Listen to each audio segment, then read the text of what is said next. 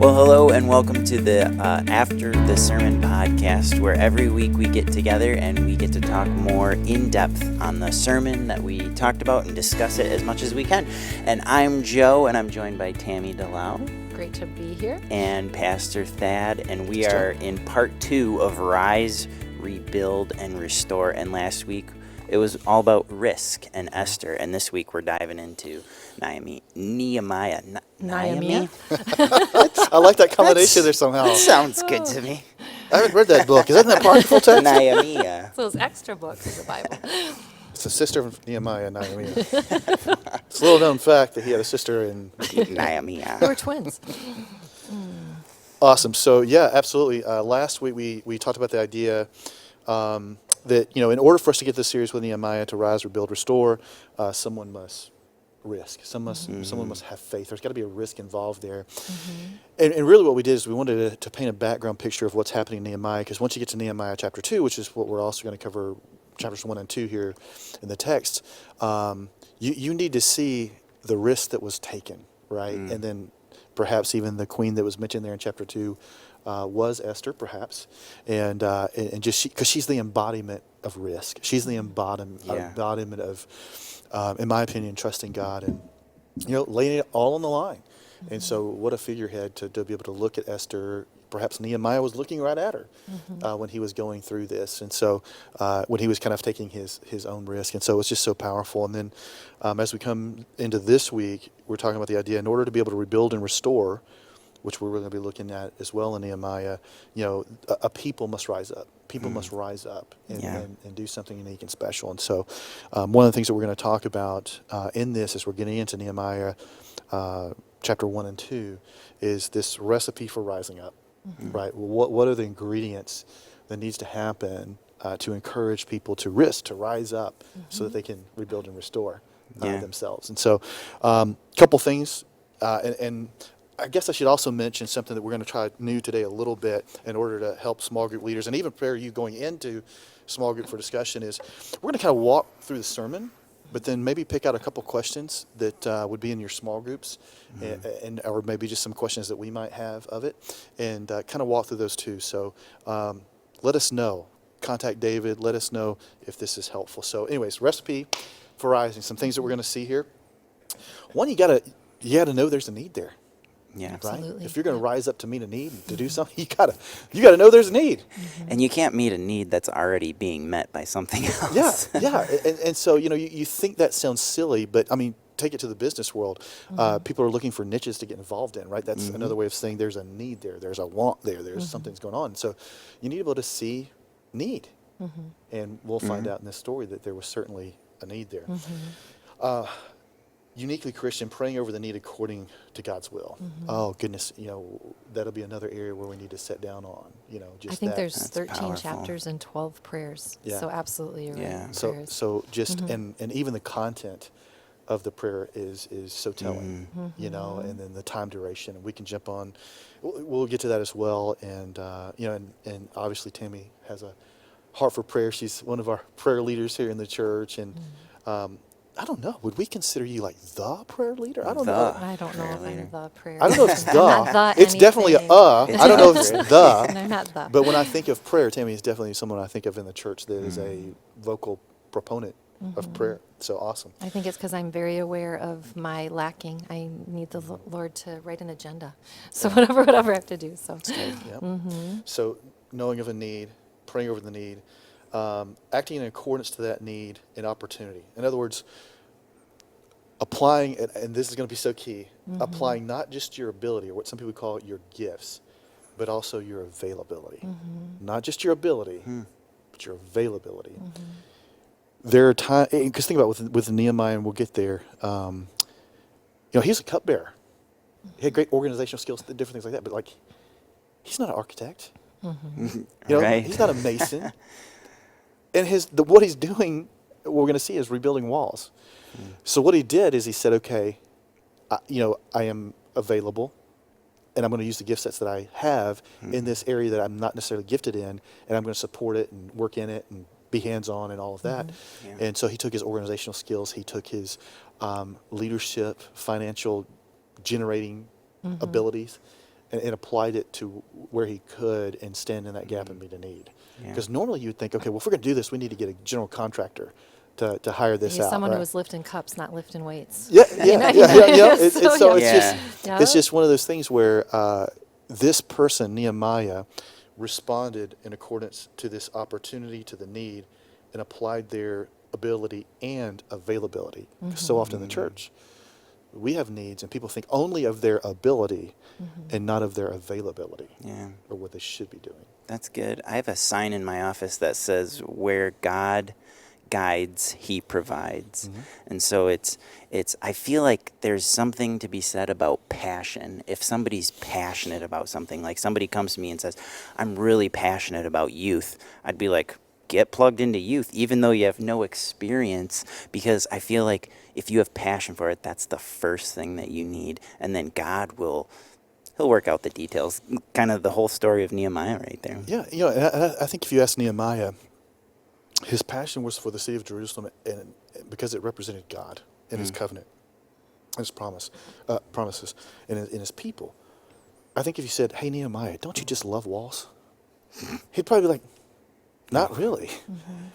Yeah. So you may not, and I think your example is correct. But I think even if there's a need in youth, and you may not be just, I just wake up in the morning and want to think about going to work with youth. But I do believe that we need a ministry and a church that supports youth. And if that's where the need is, I'm going to be available. And I'm going to give the gifts that I do have in youth. I think as we read ahead, we're going to see that there was a perfumer who was helping to build the wall, thinking that person did not have a lot of skills in wall building, but saw that there was a need and jumped in. So again, I think it's beautiful because it's good. but I totally agree with you with the passion points. But like, it's, I'm not even going to write that in there.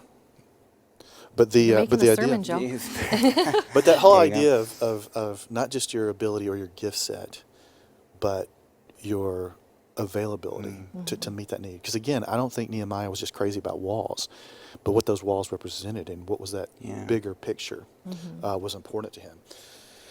I think the preparation to act, how he went about looking at, so he knew of the need, knew of the problem, knew of the situation, but he wasn't going to go down there and just say, hey, he went, snuck around, checked everything out for himself, got hands on, boots on ground, and was truly prepared to be able to act. And that's so important. When we're in leadership, before we ever cause anyone, ever ask anybody to rise up, we need to know what we're talking about, right? We don't need to be rise up to nothing. Yeah, or rise up to this, and then we find out that's not the case, and then it's like, check that. And then, of course, a call to action, vision. You've got to actually communicate. In sales, they might even say close the deal. It's like you've got to have the ask here. Yeah. Let's do this. And some people will do all of this and get right up to that moment, and they won't ask. They won't present the vision. Oof, that's good. I think it reminds me of that scripture, without vision, the people perish. I don't know the reference off the top of my head. You could Google it. But it's amazing to me how many maybe organizations or churches even that don't have a vision, and you can see that they're either maintaining and the people are leaving or dying, or it's just it's sad, because you need that vision to move forward, to say, this is where we're going, let's all get there together. So we talk about passionately following Christ together. Yeah. That is so descriptive in the vision statement, because it says, okay, we don't just want people to lightheartedly show up and attend. We want to develop passionate believers of Jesus, and we want them to develop them within relationship with each other. So that would let you know that we're going to emphasize, like, for example, small groups. Then you go to our mission statement, where it talks about pursuing passionately, or pursuing and equipping families to follow Jesus in every area of their family. So that tells you, there's going to be an emphasis towards family, which would be towards marriage, which would be towards children and youth, and all of these things. And so there's going to be, because every church has a gift set, right, that they're uniquely equipped to. But you need to state that vision, and at appropriate times state that mission, and talk about what that means, because it's descriptive of who you are. What if we were the same church, but we were right in the middle of a college campus? That'd be a little awkward. Be weird. Yeah, it'd be a little weird, Wrong location. Yeah, but we're prepared. We know who we are. We know where we're at. We know who's around us. and we have this call to action, this call to vision. Were you going to say anything, Tammy, or were you just looking at the I'm notes? just listening intently. And the last one there, grit, a biblical word for this, perseverance, a big word in leadership in the last 5 to 10 years was resilience. Man, you got to keep going. You're going to face resistance. You're going to face all kind of challenges as you get going. You're going to have to make hard decisions in leadership, and you're just going to have to. Because here's what will happen. And again, we should always be responsive, not reactive, in wisdom. So it's not that you can't change your mind, but it's a dynamic. If you become a leader who sets a course and a vision, and you're constantly changing it in the first wind of disagreements, you're not a leader. Right. You're at best a manager, and somebody else is leading. So what has God called you to do, and what you're supposed to be doing there? So anyway, these are the recipe. This is just a recipe for rising up and what needs to happen, and we see all of this in the first 2 chapters of Nehemiah. So, how are we doing? I know we need to be timely today, Joe. Yeah, How are we doing on time? Good. gotta get out of here. There's prayer right after this. There's prayer 10 happening. minutes. Yeah, excited about that. Next day of prayer. All right, so we're 10 minutes in. So let me try to jump through really quickly just some historical things, and keep rolling here. That'd be awesome. So hey, the time and the place where they're at, they're in Kislev or Susa. I'm sorry, the month's Kislev in there in Susa, and what's interesting is that Susa is possibly one of the oldest cities in the world. Some date the foundation of it back to 4000 BC. What's interesting, I will probably have a map. I was giving Josh a map to see where Susa is from Babylon. It's a little bit further south, which I can't imagine that area is cold ever. But it's kind of where you would go during the winter months. They had a capital in there. So pretty fun thing. You also remember Susa, of course, from the book of Daniel. So that's kind of the dynamic of where we are. Artaxerxes is king. Of course, we were talking about Xerxes in the last chapter. So Artaxerxes, the son, is now king and reigning. So here's Nehemiah, the cupbearer, with the king, with the queen, whether it's Esther or someone else. And anyways, along comes eventually his brother, and I believe this is actually his literal brother, comes to him, Hanani, and Nehemiah asks him a question. And it's so interesting with this question, because I think it was a question born out of concern. Maybe Nehemiah had heard something. I don't know. I don't think it was just a passing, hey, how's it going, Hanani? I don't think it was that, because it was a very, pointed question, and knowing where his brother had come from. And so he comes in there and he asks, how are things going in Jerusalem? And of course, he communicates that the walls are torn down, the gates are burned, and you just see Nehemiah just break down and mourn and weep. Now, So the fact that he was that sad would lead me to believe that he must have thought that his Jerusalem wasn't in that state. Right. He had to think I think things so. were better. So you've got Ezra in those dynamics. So you're thinking the temple itself is rebuilt around 516 BC. You've got a dynamic where the altar was built before that. Because in Ezra, in the earlier chapters, we hear about the return of the exiles, the rebuilding of the altar, then the rebuilding of the temple. So it could be that he's thinking, things by now should be going pretty good. The city should be beautiful. There Yeah, should be hustle absolutely. and bustle. And we're going to learn later there's not even people living inside the city. And he may have heard whispers and rumors that things aren't that good, but he's thinking, and these returns, it's been funded, things are good. But yeah, it stuns him. It shocks him, And keep in mind, you had the golden era with Saul and David and Solomon. And then just a cycle, and I think I have a chart here too. I love need your to not go charts. chart crazy. Chart away. But it's just, just in a course, historically in a small period of time, and this is a warning to everyone, right? The kingdom is just totally destroyed that they knew, and that they looked up to their golden era. Yeah. I just imagine, if maybe this would be an interesting thing if you were to put a timeline up there and you look at the golden era of beginning with Saul, David, Solomon, and how quickly that kingdom fell. Imagine if the United States fell, and looking back, what our children, great-grandchildren, great-great-grandchildren looking back and say, oh, I remember when, and looking at it. So but you're right, I think it's a great point. It's like he mourns, he weeps. It's shocking to him. It stuns him. And even if he heard rumors of it, he must have trusted his brother, Hanani, I think that's his name, enough that he knew this is legit. Like this Yeah. guy is speaking. It was someone that he trusted the report. Do we know how old Nehemiah is at this point, or no? I don't know. And I've never seen any dating that talked about his age. So I would assume it'd just be pure speculation. Because every once in a while you'll get something that, so take Mordecai, which we don't know how old Mordecai is. We can assume how old Esther is by the normal age of who would be in a harem and different kind of things. And even looking at Mordecai's family, okay, he's from this family line, and this is when that was. So we can say, okay, he's probably a great-grandchild or great-grandchild of those who were brought into exile. Like, you can figure that. We have none of that Okay. for Nehemiah, For Nehemiah. that I'm aware of. Let's see. So yeah, sat down and mourned, and then he goes into a wonderful prayer, which we don't have time to really get into all of the prayer. But one of the things I always find fascinating about biblical prayer, so often you saw it with Daniel, you see it here with Nehemiah, is the confession of sin of the people before God and his own personal confession of sin. Because we look at Nehemiah, and he's an upstanding character and faithful. But here he is saying, hey, listen, I'm a part of this. I'm a part of what's happening. We have, because he talks about this, he's praying according to God's word, his covenant faithfulness. And he said, and there's the idea here that, look, we're in this mess because we sinned against you, God. And we're still in this mess because we sinned against you, God. Let us turn right and remember your covenant and restore us.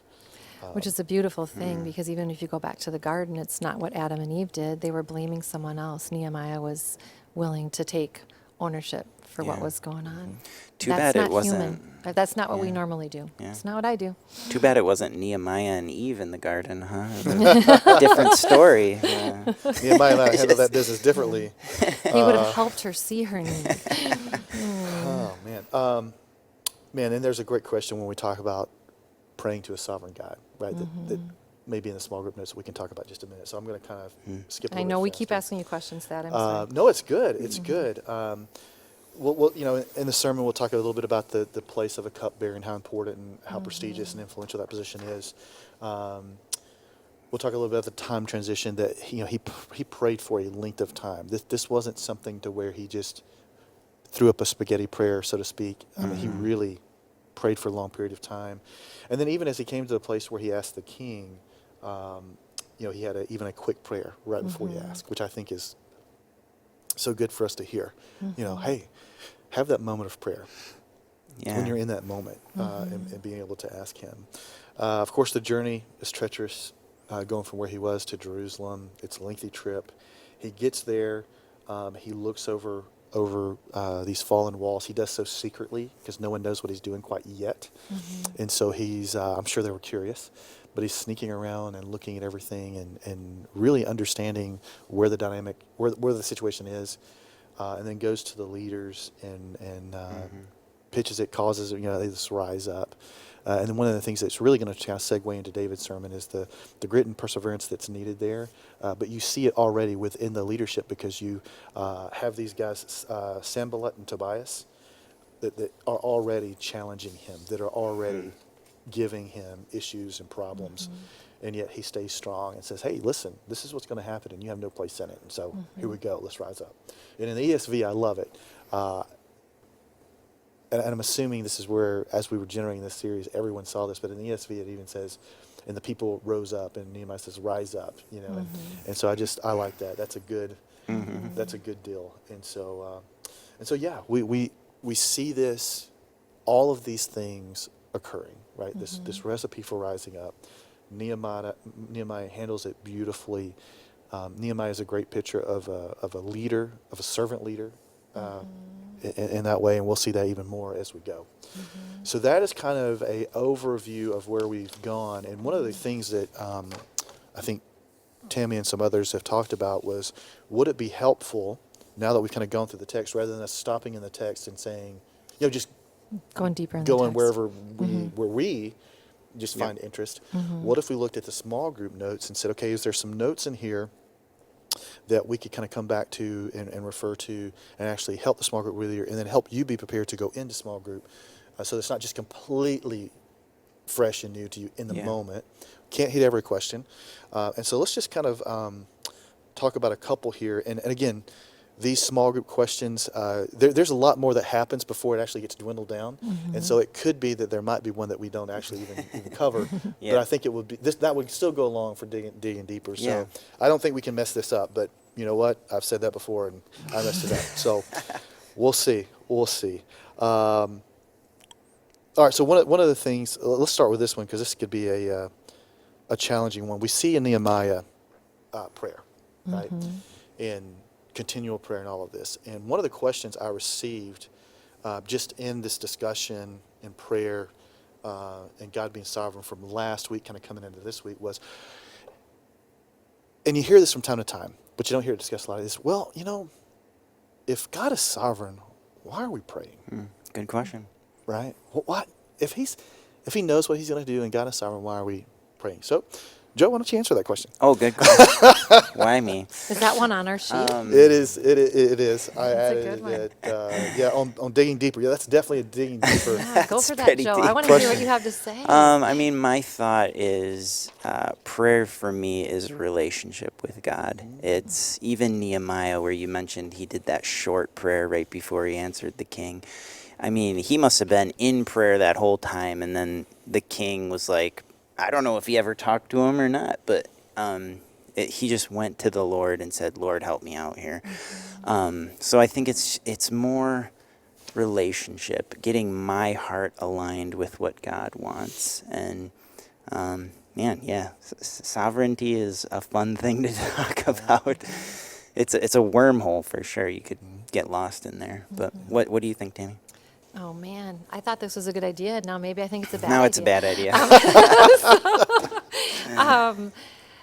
I guess for me, the reason that I choose to engage in prayer is because it reminds me, just like fasting, of my need to not go before the Lord, that I need Him in everything that I do. And so it's almost an act of submission in some way. And in doing, I just think it's so easy. We know that there is a God. We know that we are here to glorify Him and to enjoy Him forever. And I'm not sure how we go about doing that without the discipline of prayer. I enjoy the Lord in that time when I'm quiet and alone with Him. I am noticing, and I don't know if others will agree with this, I think our computers, all that's going on, I feel like my attention span is shortening in my old age. And so even just the discipline of being focused, I think is good. And I want to do what the Lord wants. I mean, I want to be a tool in His hand, and He is sovereign, and He's going to do what He's going to do. But do I lose out in the blessing of being that person that He's going to use to touch another life when I don't surrender to Him in prayer? That's good. So there's our, answers to that. How did we do? What Oh, would you you say? guys, I think you nailed it. Yeah. And I Okay. think too, so when you have this discussion, okay, you have to clarify, I think, on the front end or even the back end, about who you believe God to be. Yes, is sovereign, but do you believe Him to be the Creator who knows what's best for you, who understands all things? That sort of thing, that you're the created. I mean, you need to think about this ahead of time before you get into this discussion, because what I find is this question gets generated from people who are dissatisfied with the answers they think they've received in prayer. Right? It never. I don't think I've That's ever, good. There you go. I don't think I've ever heard this question from a person who says, man, love God is so good, and I love prayer, and He answers my prayer. Like, why do I even pray? But it stems from, and I hope I said that too flippantly. It stems I normally get that from people who have not gotten what they've wanted in prayer. So let me ask you, who do you think God is? Because that's important. Yeah. So if I believe that my God is Daddy, who knows all things and loves me and wants the best for me, Yep. then, and this is getting to your relationship question here, then that greatly changes me for my view of prayer, one. But if He's my all-knowing, all-powerful Creator God, I'm the created, He loves me, died for me through Jesus Christ, saved my soul for eternity, and that's where the greatest value is. And I look at that from that framework, and then look at through the relationship framework, it totally changes my idea of prayer and having that relationship. So take, for example, I'm in a relationship with my dad. We're walking through Toys R Us, which I don't even know if those exist anymore. Nope. Big toy store. Okay. And I'm looking through there, and I'm going through life with him, walking down the aisle of the toy store. And I say, Daddy, I really want that truck, that toy truck. And he's like, well, son, that's great. That toy truck would be good for you. Here's that toy truck. And the joy that is experienced in asking my Father who loves me to give me that truck and he grants that request is wonderful for me, and I celebrate that. It's also joyous for my Father because he loves that I would ask him for that, and it's my joy to give it to him. Now, let's say I'm walking through some other store and I say, Dad, I really want that poisonous snake right there on the shelf. And he goes, son, you're not ready for that responsibility yet, or that's not good for you. Then the Father has joy because he's taking care of me. And he said no, or even wait in that dynamic. And then I can say, then I can realize that I'm disappointed because I really wanted that snake, but my daddy loves me and he would have given me that snake if it's good for me. And I trust him, even though I don't understand it. I cannot understand it this time. That this is a good thing. And maybe in the future he does give me that snake, or maybe, I never get that snake. And if I would have got the snake, it would have killed me, but I have to first know who my daddy is and to know that there's joy in that relationship. I can have joy knowing daddy didn't answer that request the way I wanted it because I believe daddy wants the best for me. Yeah. I can have joy when he doesn't give it to me because I know daddy has it. And he wants the best for me, and daddy gets joy either way. And but it's all about that relationship. Dad, knowing who he is, he may have walked in that store, and all illustrations fall down, but hear me out. He knew he was going to buy me the truck, but he was going to let me ask for it. He knew what I wanted. When he walked in that other store, he knew I was going to want that snake, but he knew he wasn't going to give it to me. But the joy and that ability to have the relationship and to ask him and receive and to have that. But you got to look at God the right way first. And I can't agree more that it's about relationship and the experience of joy and safety. But if you come to your Father and you don't believe he's sovereign, or you don't believe he knows what's best, because here, I want to be careful how I say this because I have very personal connections with this. When something we want so bad we don't get it, we feel wronged or slighted by God. You have the wrong idea of who God is and his sovereignty. I think that's true. So I'll just be really personal. I had a mammogram yesterday, and I got called back, and so I've spent the last 24 hours being afraid because I needed to spend this morning having some more tests done, and I don't have cancer, but it was an interesting 24 hours. And just as I'm spending time with the Lord, I've been awake since 3, knowing that he is a good God and he gives good gifts, and that I could walk in to that mammogram and the ultrasound and say, you are good and you are God no matter what the results are of this. And the truth is, we are all going to die unless Christ returns in our lifetime. And so someday we are going to get the news that the sickness is unto death, or the car accident happened. And so for me, praying with the Lord was just my time with the Lord from 3 o'clock this morning till we did that at 8 was, you are good and I can trust you and I can be in your arms. And so I think when people just approach God as a magic genie and only run to him when they get what they want, they miss that relationship, that we have a God that knows what's best for us. Well, my wife would share in those life and death situations that she prayed for her mom's healing, and she just knew God was going to heal her, and he did ultimately heal her, but not the way my wife would have wanted. Right. And so my wife struggled with time with prayer, about what's the point of prayer if God is sovereign and then you don't get what you want anyway, right? And she struggled with that, and this is the dynamic that she wrestles through, and it's coming up on Mother's Day, and so her mind goes back to these things, and so, but that's who is God? What do we believe about him? And then that relationship. And I think too, like, what are you seeking in prayer? Like, are you seeking to be closer to the Father? Are you seeking to find his will? Even my wife and I this week, we were praying Monday through Wednesday. We were fasting and praying because we've got a decision that we need to make. And I wasn't seeking a yes or a no. I was just seeking, God, what is best for me and everyone around me. What decision should we make? And I wasn't seeking an answer. I was just seeking him, because I know when I'm close to the Father that my life just lines up perfectly with where he wants. And there's favor in that, there's fulfillment in that, there's joy in that, and there's peace in that.